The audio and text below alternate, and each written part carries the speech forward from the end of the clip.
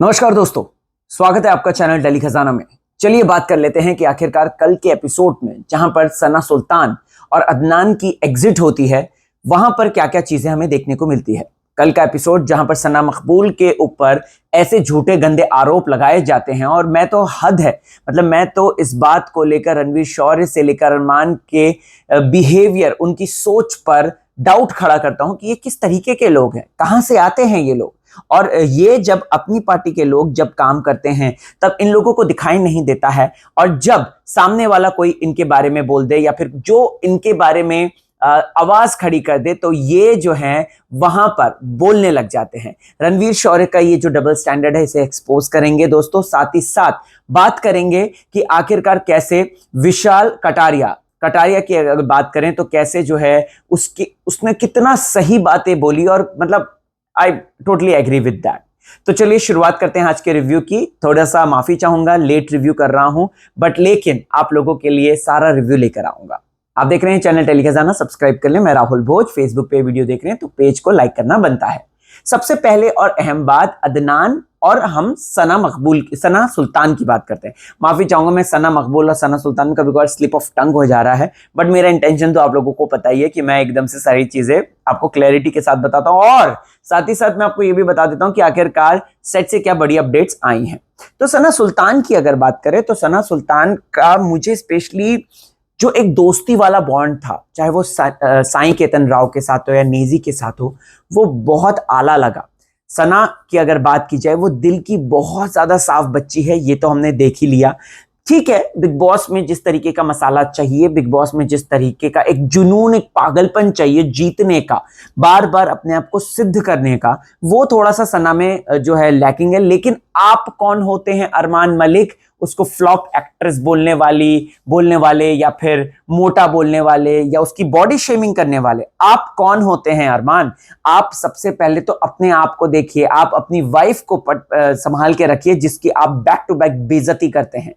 दो वाइफ को लेकर आना कंटेंट नहीं है, दो वाइफ के साथ वीडियोस बनाना कंटेंट नहीं है। और जहां तक सना की बात की जाए तो सना का बॉडी ऑफ वर्क जो है, आप बाहर आके देखिए, आपको पता चल जाएगा अरमान मलिक। जी हाँ दोस्तों, सना के साथ अगेन मैं कहना चाहूंगा उसमें वो इंसान अच्छी निकली, लेकिन ये कहना चाहूंगा उसमें वो जो बिग बॉस जीतने का जो पागलपन, वो जो जुनून होता है, वो थोड़ा सा मिसिंग था। ठीक है, उसकी मे बी प्रायोरिटी वो नहीं होगी, मे बी सना जो है यहाँ पर सिर्फ और सिर्फ चीजों को ऑब्जर्व करने आई होगी, चीजों को एक्सपीरियंस करने आई होगी, और कहीं ना कहीं अपनी अच्छी पर्सनैलिटी दिखाने आई होगी कि सिर्फ और सिर्फ आला आला बोल के लोगों के दिलों में अपना नाम का ताला नहीं लगा सकते, बल्कि आला आला बोल के आप जो हैं अपनी पर्सनैलिटी को और भी ज्यादा अच्छा दिखा सकते हैं। तो सना ने वो काम बखूबी किया और मुझे बहुत अच्छा लगा। सना की एक और चीज जो मुझे अच्छी लगी थी वो यही थी कि वो बंदी दोस्तों की दोस्त, यारों की यार थी।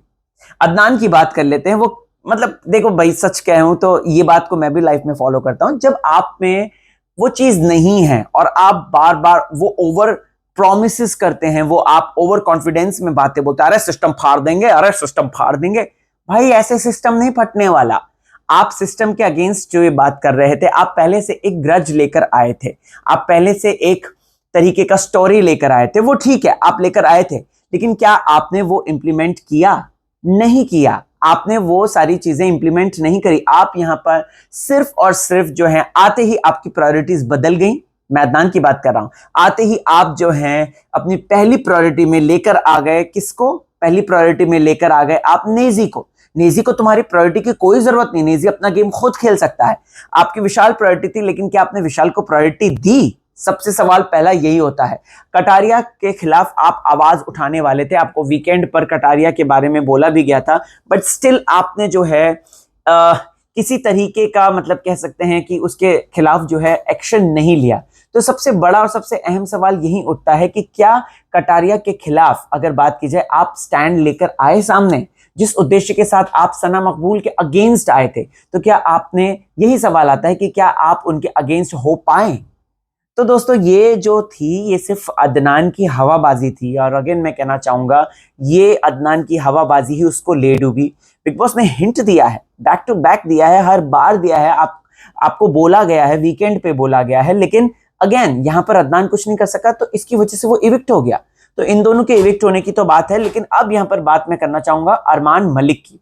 बिकॉज अरमान मलिक ने पूरे शो में जिस तरीके से, देखो मैं कहना चाहता हूँ, उसने रियल लाइफ में जो भी 2 शादियां करी, जो भी किया वगैरह वगैरह, और उसको लेकर वो कंटेंट बनाने लगे, वो उसका प्रोगेटिव है। लेकिन बिग बॉस में अगर देखा जाए तो अरमान मलिक की अगर बात करें तो अरमान बहुत अच्छी सोच के साथ भी आगे बढ़ता है, लेकिन जब कल के टास्क की बारी आती है तो वो लिटरली वो मिजरेबली फेल हो जाता है। वो मुझे बिल्कुल भी, मतलब वो जिस तरीके से गंदे गंदे शब्दों का इस्तेमाल कर रहा था सना के खिलाफ, वो मुझे बिल्कुल पसंद नहीं आया। अब सना की ही बात कर रहे हैं दोस्तों, तो सना मकबूल की बात करते हैं। सना मकबूल वो लड़की है जिसने शो में डे 1 से बात बोली कि मैं जीतूंगी, मैं जीतूंगी, मैं जीतूंगी। तो अगर वो जीत रही है, अगर उसके जीतने पर जो है चीजें हो रही हैं, तो मेरा सवाल ये बनता है कि रणवीर, यहां पर आपका कोई भी किसी तरीके का ये जो सवाल आप कर रहे हैं कि विशाल और उसका चल रहा है, विशाल और उसके बीच में रिलेशनशिप स्टैब्लिश हो गया है, तो भाई ये कैसी सोच है आपकी? रणवीर, अरमान, ये कैसी सोच लेकर आए हैं आप, जो आप विशाल को इस तरीके से बोल रहे हैं? आप जो है सना मकबूल को इस तरीके से बोल रहे हैं। सना मकबूल जोश जोश में होश खो बैठी, जो उसने बिग बॉस ने उसको बाहर वाला बनाया, उसने खुशी खुशी में बात बोल दी और एक ओवर एंथुजियाज्म, ओवर एक्साइटमेंट में ये बात बोल दी। तो मैं यहां पर कहना चाहता हूं कि यार वो जो बोली बोली ठीक है, लेकिन यहां पर सवाल ये आता है कि भाई आप बोल तो रहे हैं, लेकिन यहां पर बिग बॉस भी उसी के ही पीछे पड़ गए, पूरे घर वालों के सामने उस बात को एक्सपोज कर दिया। क्यों भाई? किस लिए भाई?